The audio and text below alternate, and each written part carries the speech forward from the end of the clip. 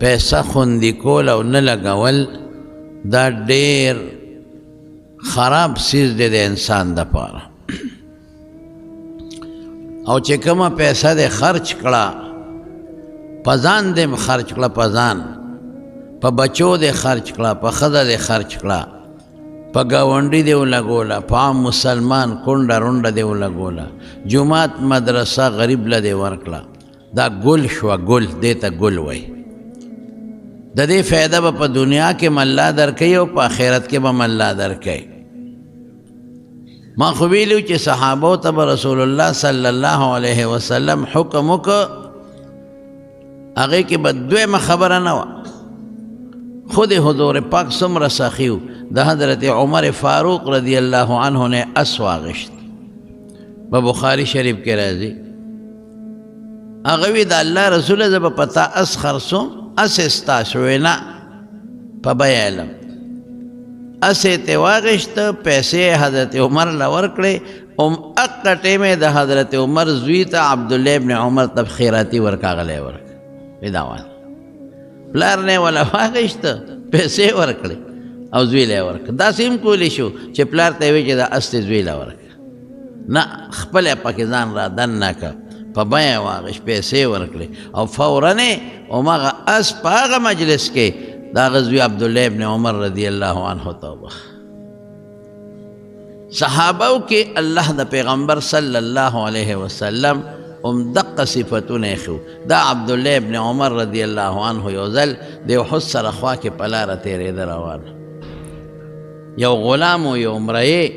هغه ګړې چیلې سرولې دې پیسې امتحان کوي ازمایش پې کوي ګوري چې د هلک د ده څه سوچ دی د ده څه نظریه ده عبدالله ابن عمر هغه هلک ته وایي خو هغه هلک دې نه پېژني چې دا د حضرت عمر زوی دی هلکه وایي یو ګډ چیلې را باندې خرڅ کا او ورته وایي دا خو زما نه دي دا خو د بل چا دي زه خو غلام یم دا خو د بل چا دي د هغه د اجازت نه بغیر خو زه نشم خرڅولی عبدالله ابن عمر رضی الله عنه ورته وایي داسې وکړه یو ګډ را باندې خرڅ کا اوس به یې دلته ستا په مخ کې حلال کړو او سرمن به تې وباسو پوخ به یې کړو ته به هم غوښه وخورئ او موږ به هم غوښه وخورو او ورته یې مشره ما خو تا ته و چې زما نه دي پردي دي نو پردی ګډ را باندې څنګه در باندې خرڅ کړه مالک به څه وایي چې ګډ دې څه کړه دې پیسې ازمایش کوي وي داسې وکړه چل درته ښیم ګډ را باندې خرڅ کړه پیسې والا پیسې به نغدې کې ستا به شي غوښه به مونږ دلته اوس ورته کړو ته به مخورې مونږ او که بېګاله مالک درنه تپوس وکړو چې په دې ګډانو کې خو یو ګډ کم دی ورته ویې شر مخ خوړلی شرمخ راغی وی تختو په دې غرونو کې پخوا په دې شاړو کې شرمخان به ډېر پیسې به هم نغدې کې مالک به هم درته څه ونه وایي غوښه به مخورې موږ به مخورو چې دا خبره یې وکړه هغه غلام قبلې ته مخ کړې او اسمان ته یې ګوته ونیوله وی این الله الله مې کم ځای دی الله مې نه چې ته مالک به درنه خبر نشي نو مالک به خپل کار کوي الله خبرېږي فاین الله زما الله به کم ځای چې دا ګډ پتا پردې خرڅوم پیسې جیب کې اچوم هغه ته دروغ وایم ما خو الله ویني که نه زما وروڼو ګورې دا بنیادي خبره ده رسول الله صلی الله علیه وسلم فرمایي چې اوه کسان به د قیامت پر د الله د عرش د سوري لاندې وي اوه کسان په هغه اوو کې یو کس هغه دی ذکر الله خالیا ففادت عیناه چې الله ځان ته رایاد کي او دې سترګې وبېږي اوښکې ته وبېږي او ځان ته الله رایاد کي هېڅوک هم ني او پړه کې د الله یره پرتی یو دغه کس دی دا بنیادی څیز دی مونږ وایو مړه پلان کې خو شته نه یاره پلان کې خو نشته زه راشه مړه چې هر څه مې ووایي دا به نه وی هېڅوک نشته خو الله شته الله دې ویني که غلط کار کې که ښه کې الله دې ویني د الله نه غیب نه که د کور په ګوټ کې په بړستن کې دنه هم ګناه کې په خدای قسم الله ته خبردار دی که پټه نیکي کې رسول الله مبارک فرمایي په دې ښي لاس ورکا چې دا ګس لاس درنه خبر نشي که ته وایې دې نه خو څوک خبر نشو هېڅوک دې خبر نشي خو رب ته خبر دی الله دې ویني الله به پې اجر درکوي او په دې خدای ډېر لوی اجر ورکوي عبدالله ابن عمر پوه شو چې دا سړی خو د خدای نه یریدونکی دی دا غلام لاړ وی دا ګډه چیلی د چا دی او ته د چای وی د پلان کې نیغ لاړ هغه مالک لی وی ستا ګډه چیلی ما ولیدې د احد په خوا کې سری دی خرڅی خو نه وی ولې نه خرڅوم وی په څو وی په دې بس پیسې ورته نغدې کړې وی داسې وکړه دا غلام هم را باندې خرڅ کا وی دا مې هم در باندې خرڅ کړه پیسې یې غونډې ورکړې او مې هغه غلام واغېشت او مې هغه ګډه چیلی واغېشتې ماښام ماسخوتن چې هغه غلام ګډه چیلی مالک له بوتلی مالک ورته ویله که ما خو تم خرڅ کړی او دا ګډه چیلی مې غونډې خرڅې کړې په چا د عبدالله ابن عمر د عمر په زوی باندې زال ته بوځه هغه لی ګډه چیلی راوستې دروازې وله روتو ما هغه سړی وایي دا خو هغه وختینې کاکاجي دی وی دا ګډه چیلی تا اغشتې دی وی او وی ځای راته وښایه دا کم ځای ودرو او وی زه دې ما اغشتې یم وی او وی ما ته هم د شپې ځای ښایه چې زه به کم ځای سملم عبدالله ابن عمر ته بچې ما ته ځان له نه اغشتې ما الله له اغشتې هغه الله له مې اغشتې چې تا ما ته وختي وی چې ما وی مالک د نه څه خبرېږي او ګډ را خرڅ کا او تا وی چې مالک خو دلته نشته خو فعین الله الله به مې کوم ځای وی الله مې نه دی کم الله چې ستا پړه کې پروت دی او کم الله نه چې ستا زړه یریږي هغې الله دپاره مې اغېشتې ځه ازادې ما خپل خدمت له خپلې نوکرۍ له نه اغېشتې او بچې دا ګډه چیلی مې هم تا له اغېشتې دي دا هم ستا دی ګډه چیلی هم ستا ته هم د خدای په خدای داسې سخا وه په صحابه کرامو کې هغوی د رسول الله صلی الله علیه وسلم د سورې لاندې لوی شوي دي د دواړو جهانو د مبارک سردار چترۍ پې د پاسه وه د هغوی صادر ورباندې د پاسه وه خو چې کم صفت به په حضور پاک کې و فوراً به عمل کو یقین یې و زموږ یقین نشته هغوی د پیغمبر په خبره کلک یقین دی چې د خدای دپاره ورکړم مال الله راکوي دی بالکل یقین و زمونږ هغه یقین نشته مونږ یې په غوږ اورو خو مونږ وایو که دا 15 روپۍ هم د خدای په نوم ورکړې کمې شوې که دا 100 روپۍ هم د خدای په نوم ورکړې دا کمې شوې که دا 1000 روپۍ مو جومات ته د خدای په نوم ورکړې دا کمې شوې هغوی به وی نه دا ظاهر کې کمې شي خو په حقیقت کې د دې بدل الله په دنیا هم راکوي او د دې بدل به الله په آخرت کې هم راکوي بنیادي څیز دقه یقین دی زموږ د علما وی حج او عمره د اسبابو د غنا نه دي څه مطلب چې څوک هم حج او عمره وکړي دی به غریب کېږي نه او رسول الله مبارک هم فرمایي چې حج او عمره ینفیان الفقره دا فقر ختموي هلکه ولې فقر ختموي ځکه ډېرې پیسې دي د الله په لار کې ولګولې نو چې دې ولګولې نو تا به خدای غریبۍ نه خدای به د مالدارۍ د دې بدل به خدای درکوي مونږ څه وایو اوهو دا خو 15 لک روپۍ په حج لګي په دې خو زما د زوی واده کېږي اوهو دا 15 لک روپۍ به زه څنګه لګوم دقه زموږ سوچ دی پیغمبر یو څه وایي مونږ په خولې وایو چې مونږ د نبي علیه السلام تابعدار یو او د حضور پاک اتباع کو لکه هغه یقین نشته چې کم د صحابه او کم مونږ له پکار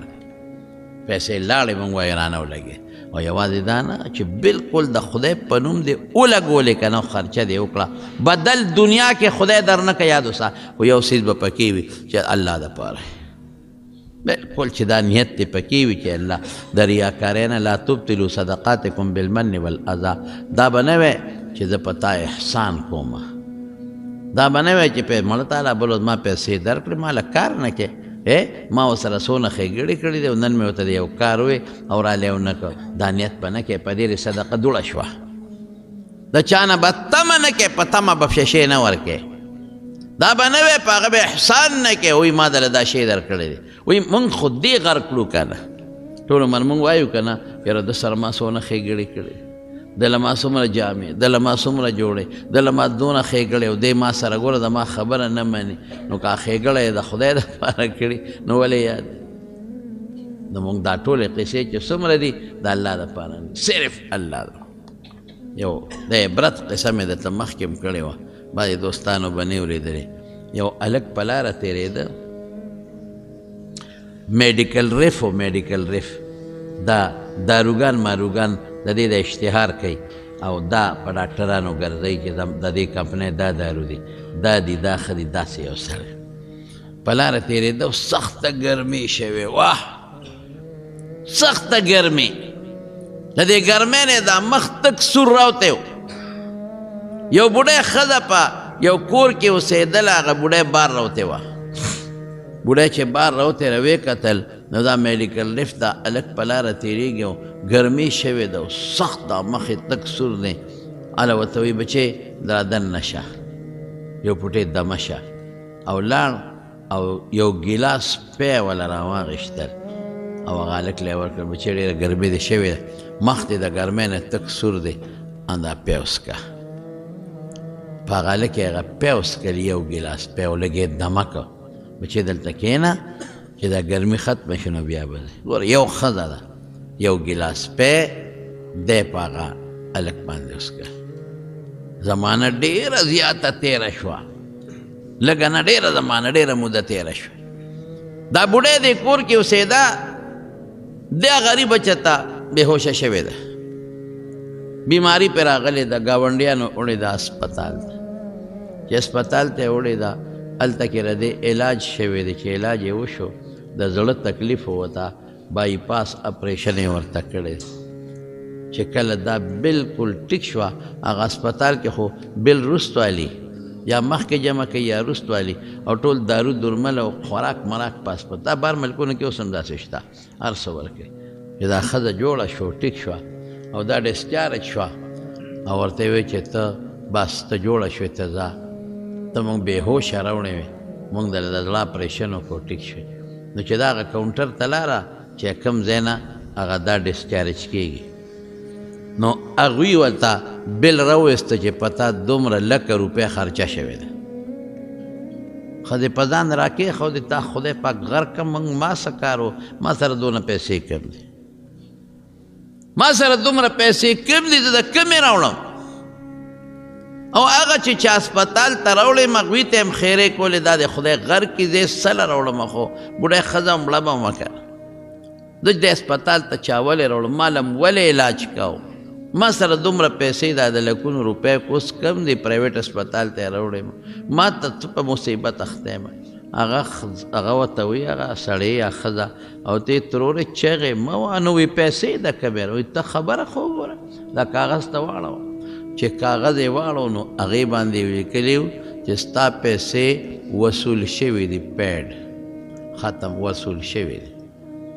نو بس دا لکه خوشحاله خو شو چې پیسې خو زما بل چا ورکړي دي، زه دې نه خلاص شوم، خو دا پیسې مې چا ورکړي دي. دا راته ووایي چې زما دا دومره لکونه روپۍ خرچه چې په ما شوې ده، نو دا چا دا پیسې ورکړي دي؟ څوک داسې یو انسان و چې زما دا قرضې خلاصه کړې ده لکونه روپۍ؟ نو هغه سړی ورته ووایي ترورې ته لاندې خو ګوره که نه، نظر دې لګي که نه لګي. نو لاندې پکې په انګریزۍ کې یو جمله لیکلې وه چې thanks for a glass of milk، چې د یو ګیلاس د پیو شکریه، د یو ګیلاس د پیو شکریه. چې ښځې پته ولګوله دا پرایویټ هسپتال د هغې هلکو چې کوم هلک باندې دی پیس کړي، هغه خدای کامیاب کړی دی، مالدار کړی دی، هسپتال یې جوړ کړی د زړونو قیمتي. او چې څنګه یې دا ښځه راوړې ده، هغه لیدلې ده، هغه پېژندلې ده چې دا خو همغه ښځه ده چې یو وخت کې په ما یو ګیلاس پیس کړی، فري علاج یې ورته. دا زړونه بدلونکی انسان نه دی، دا الله دی. پړه کې اچول دا د الله کار دی. دا نظام د الله په لاس کې دی. دا نظام قسم په خدای خدای چلے. دا سوچونه کې فکرونه کې چې ګنې زه یو ځل روانم عمرې له، عمرې لتلمه نو په عمره کې هغه د کراچۍ باندې زما تللو کراچۍ کې زمونږ سټی وه غالبا 1994 د دې ځای نه ما سره فیض محمد حاجي صاحب مو خدای پاک دې وبخي د دیدار آباد هم را سره ملګري همې ګوه خو هغه وفات شوی نور هم راسه یو دوه کسانو نو چې زه تلمه نو کراچۍ کې زمونږ شپه وه نو قانون دی چې دا کوم ځای کې جز د دې خپل څه قانوني او یو ځای کې د سټی وي نو تاله هغوی هوټل درکوي نو مونږ چې کراچۍ ته لاړو هلته کې په ایرپورټ مونږ سینکوز شو مونږ ته دلته نه ایجنټ ویلی و 16,000 روپۍ ټکټ و ښه 16,000 نو مونږ ته ایجنټ ویلی و چې شپه به دله حکومت درکوي جز والا به درکوي نو چې زه کوز شوم هلته کاونټر له تلمه چې زه ورته ووایم چې مونږ له شپې له هوټل راکړي سبا زمونږ جدې ته فلایټ چې څنګه تلم یو بټوه پرته وه دا د اجانې غاړې ته ساچې بټوه ما زر راوچته کړه یو پنجابي و که سندي و هغه پې ګواښ وکړه خو ما راوچته کړه چې راوچته مې لکه زمونږ د ملګري ده لکه مې وایي چې خو دا عمرې ملګري وایي د حج که نه بټوه هغه ده الله چې دا هغه کاونټر له لاړم هغه کاونټر ته مونږ وایي چې مونږ خو سبا فلایټ دی ټکټ مې ورته وخو نو هغه ما ته وایي چې بار ته دا یو کاغذ یې راکړه پرچه یې راکړه وی 2 کسان یې ما وی دا به تاسو هوټل ته بار ګاډۍ ولاړ دی بوځي او سار به مو واپس راولي چې بل جس کې لاړ شي ما چې هغه بټوه وکتل نو په هغه بټوه کې شناختي کارډ هم و پاسپورټ هم و ټکټ هم و ریالونه مو پکې نورې پیسې میسې مې پکې شناختي کارډ مې راوویسته او هغه کاونټر والا ته مې دا زما ملګری دی دا ستا سړی څه شو وی دا هم دغې هوټل ته مونږ لېږلی دی یا تا ته کوم ته لېږو دیم تاسو سره سبا روان دی دا هغې کې دی مې ښه چې زه څنګه بس ته وخت هوټل ته یې بوتلو یاره ته یقین وکړه چې هوټل ته مونږ څنګه ورتلو که نه نو د هوټل په خوله کې یو څو کسان ولاړ دي یو 2-3 پکې بوډاګان دي داسې هغه یو لاس رپېږي داسې خو چې ما وکتل ما وپېژنده که شناختي کارډ شي خو یې ما سره مې بابا ولې یاره وایي د ده نه هلته چې ته لاره کې بټوه پروت دی دا پاسپورټ هم دی ټکټ هم دی هر څه دی او عمرې له روان او پته نه لګي چې کوم ځای پروت دی دا پریشاني ده مې پریشانه کېږي مې ها مې دا خو نه ده مړه سم خوشحاله شو ځکه چې پاسپورټ هر څه ورته میلو شو ویزا او هر څه په هغې کړو سم خوشحاله هغه وخت سره 1500 روپۍ دی راوویستو ډېر ښه او ما لې راکړې هم بچې دا واله مې ما په بیه دله نه دی راوړی نو واخله 1500 روپۍ خوشحاله شو ورس ښه الله دې بدل خلاصولو ته ګوره هغه ذات ته قسم په خدای لاس په لاس دله بدل خلاصوي ځکه خو رسول الله مبارک فرمایي انا اغیر منکم والله اغیر مني زه ستاسو نه غیرتي م الله زما نه غیرتي غیرتي له چا بدل په ځان نه پرېږدي مونږ وایو د خدای بندګانو ورکې الله له قسم دې که بدل پرېږدي دلی درکوي خو بس خلک وایي نه که مې ورکړه دی راکوي کمیږي صیبه چې زه سبا جاس کې کېناستو او جدې ته ورسېدل ماما مې راپسې راغلی و د هغه به دا هغه زمانه کې دا کیسټې وې د نعتونو دا کیسټې به یې خوښې نو ما ولا دلته یو اپیزو په دې عثمانزو کې ډېر ښکلی حافظ و هغه به هغه نعتخواني کوله لکه څه نوم یې حسین شاه پیس هغه نه مې ولا کیسټ ډک کړی و د نعتونو چې زه څنګه لاړم ایرپورټ نه بار یو برجی وه داسې هغه برجی سره مې خپل بیګ او ما سره م بټوه وه هغه هر څه کېښوده د ده په انتظار یم دغه د چې راغې ودرېده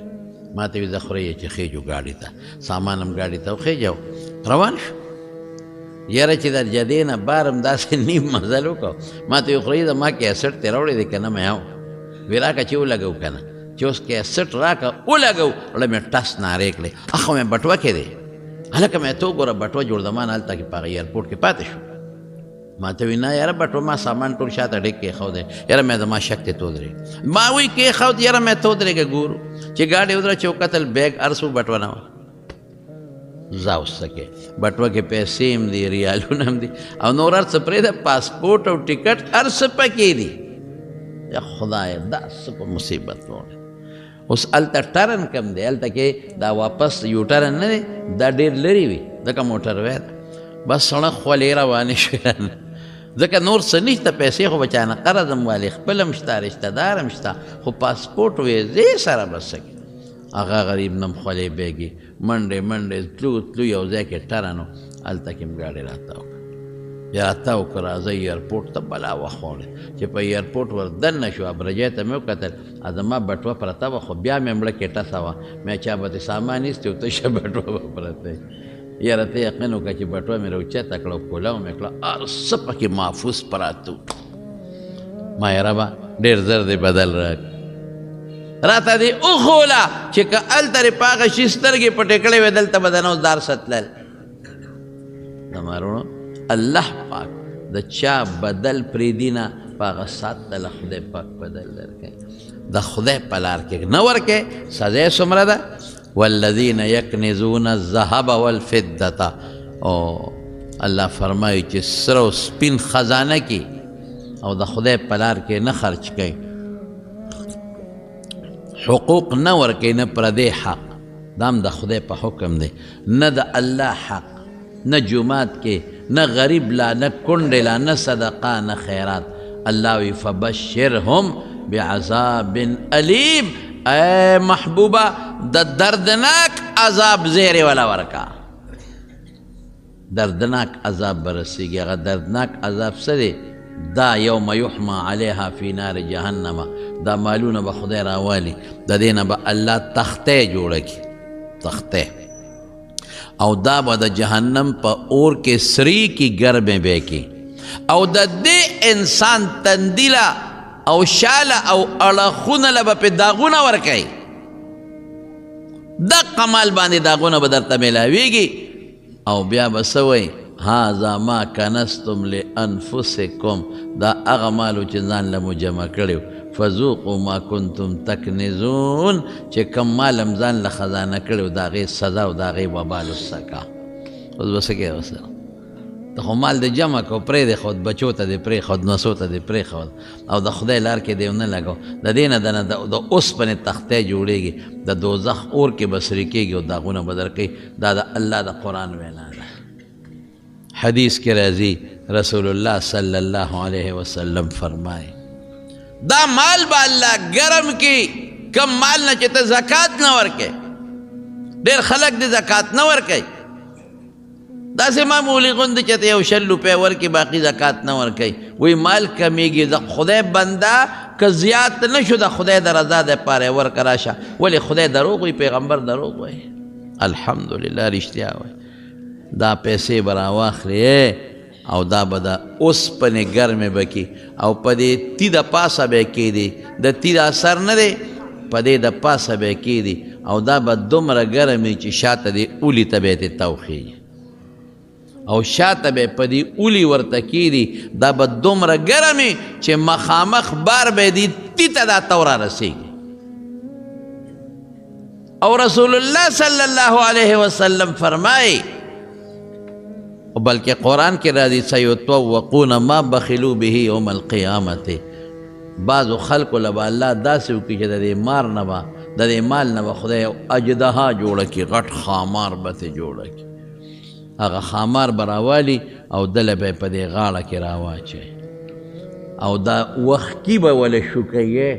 دا وښکي په دې به ورته چکونه لګوي چې په دې خولې تا مردار مال خوړلی دی، زکات ته نه دی ورکړی، صدقه خیرات ته نه دی کړی. دا وښکي به ورته راکاږي، چکونه به لګوي، او مار به ورسره خبرې هم کوي، انا کنزکه انا مالکه، زه ستا خزانه یم، زه ستا مال یم، ګورې ښه ستا خزانه یم. ټیک شوه ته اوس د مارونو دا ولې مونږ د خدای په لار کې خرچې نه کوو؟ دا مال ولې نه ورکوو؟ مونږ یریږو چې کم به شي، دغه بنیادي وجه ده. نو پیغمبر وایي نه کمیږي، الله وایي نه کمیږي.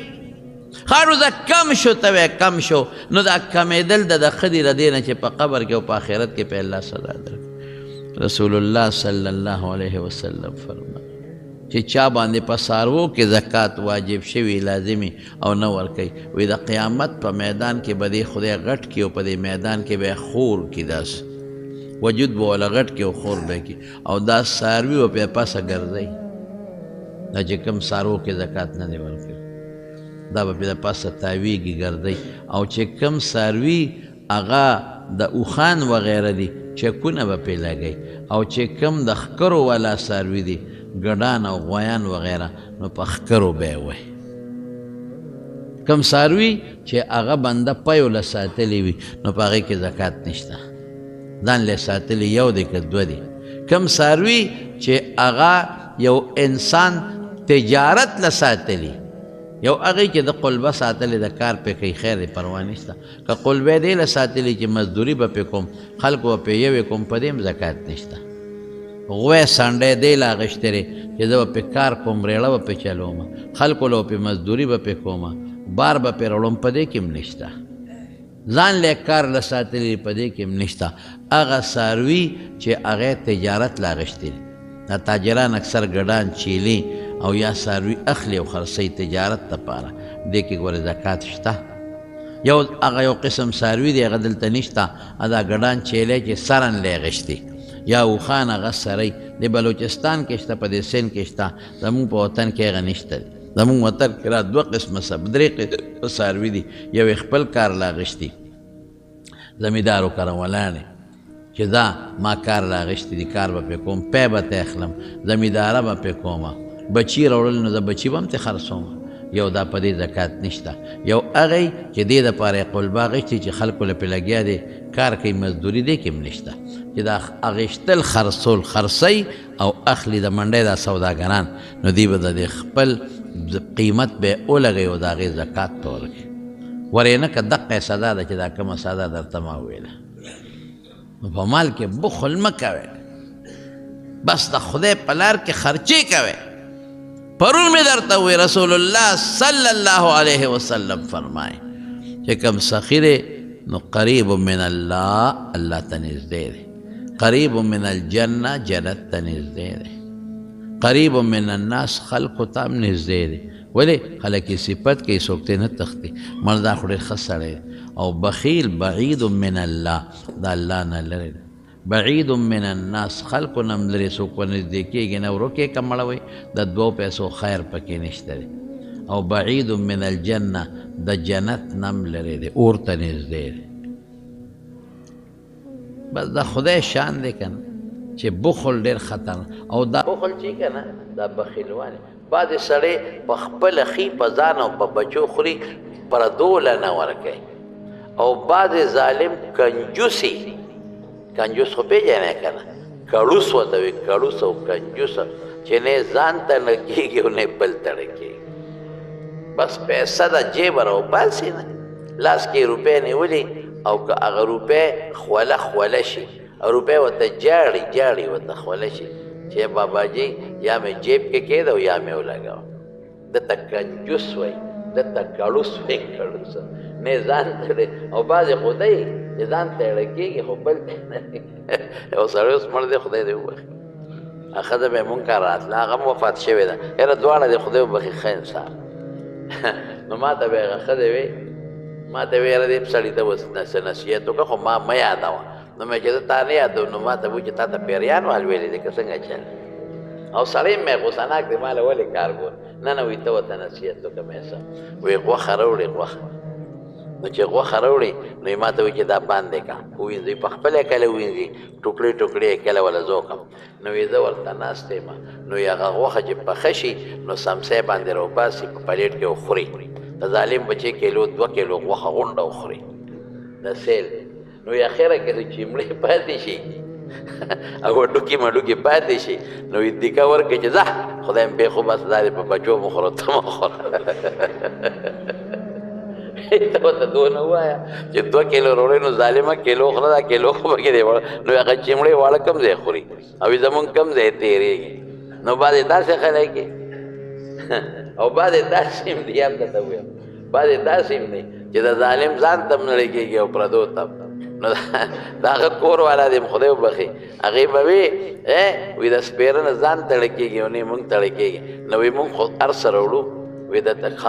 کندونه غنم دانې خرڅو د ده نه پټې او وی ځان له غوښه هم راوړو او وی چرګان هم راوړو هر څه راوړو وی مونږ ښه خورو او وی دې سپېره ټماټر ټکو او له ورکو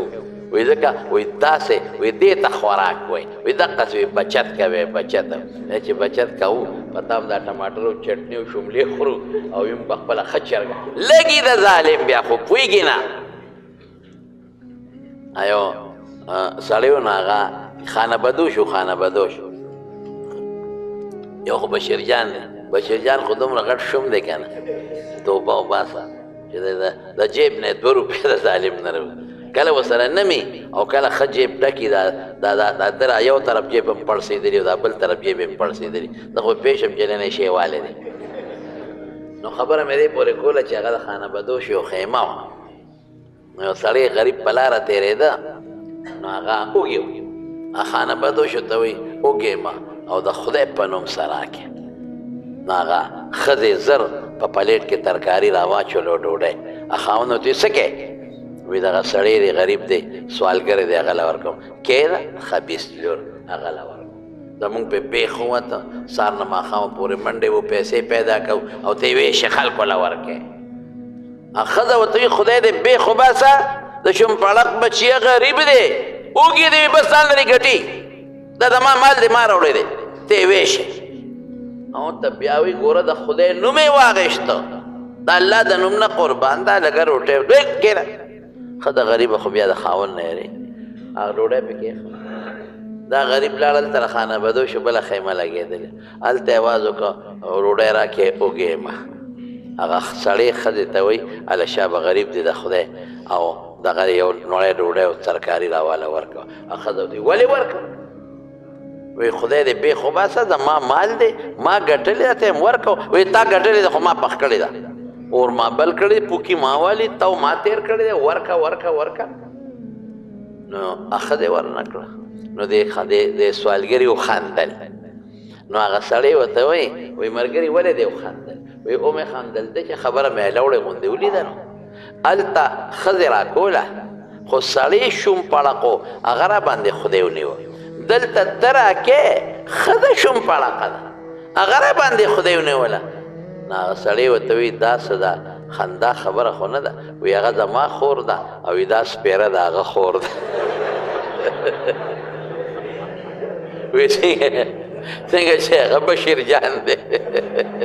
څنګه چې هغه کړوس دی نو دغه رنګې دا خور هم کړوسه ده او څنګه چې زه سخي به نو خور به هم سخي دا زما خور ده هم سخي هغه هم سخي هغه بېوقوف کړوس دی نو دا هم کړوس ده نو بعد دی که نه چې نسبن د خدای شان دی که ته ورته مینت هم کې او زاري م ورته کوې چې د خدای کور دی د خدای جومات دی مدرسه ده ورکه که نه هغه پلار نه پکې دا صفت راغلي پلار کې د نیکه نه صفت راغلی خو پیسه ورسره ډېرې په خدای یقین خپې بلې خپې به ګرځي او دا سخا پوندې به یې نیولي دا سخا پوندې چې هلکه راشي چې دا پوندې خدای لپاره اکمال وم خدای دې غر کا لږ مال دی دی لږ دولت دی په خدای د دې خلکو د مالونو نه شلېږي مال ته پاتې شو نوسوته نوسوته او ټوله ورځ دغه شملې دي او لاوڼ دی او چټني ده ولې که نه بچو له راوړی نو یې په ځان لګوي خدای ته وګورئ داسې مه کېږئ په ځان هم ولګوئ اسراف او تبذیر مه کوئ په ځان هم خرچه وکئ په بچو هم خرچه وکئ په ښځو هم خرچه وکئ ګاونډي له هم ورکئ کونډو له هم ورکئ یتیمانانو له هم ورکئ قسم دی ګورې قسمیت درته ویم دا به نه وی چې یوازې زکات حق دی ان فی المال لحقا سوى الزکات د ترمذي حدیث دی دا چې په ګاونډ کې د کم د لوږې مري قسم دی د دې در باندې حق دی خدای به درنه تپوس کوي ته چرګان خورې قربې خورې او ګاونډي غریب ته ډوډۍ نه میلاویږي نن داسې دور دی داسې وخت دی چې خلکو سره د علاج پیسې نشته سلمان ما ته خبره کوله زما زوی وی اسپتال کې چې وم ډاکټر مریض ته به هم دارو لیکل چې سار به رالو سار که نه نو موږ وی دارو ما خو نه دي راوړه تا ته چې ما پرون لیکلي وو چې دا دارو راوړه وی په څه راوړه څه دي راسه د خلکو بچي د دارو د لاسه چې پلار او مور سره دارو نشته په اسپتال کې تړتکې وی او لاړل مړه شو خلکو سره د درملو د دارو پیسې نشته ورشه خلک نن د لوږې دونه ګراني ده چې خلک د لوږې مري او بعضې خلک د پیسو د لاسه چوي دا حقونه یې در باندې ردې غریبانان د دې ګاونډیانو حقونه یې در باندې یو خو مهرباني وکړئ زکات پوره ورکوئ کوتاهي پکې مه کوئ او چې دا کم په ګاونډ کې غریبانان دي کونډې یتیمانان مسکینان د دوی خیال ساتئ روړه وړه والا اخلئ ګوړه والا اخلئ غریبانان دي چینی والا اخلئ جامې والا اخلئ په زکات کې مانه پرونه مجلس صاحب تپوس وکړو جامې م ورکولی شي قیمت به ولګې چې د دومره پیسو دي دا ورکولی شي په زکات کې وړه م ورکولی شي مثلا تروړه چې په سودا دا دونه تروړه مې ورکړه دا د هغې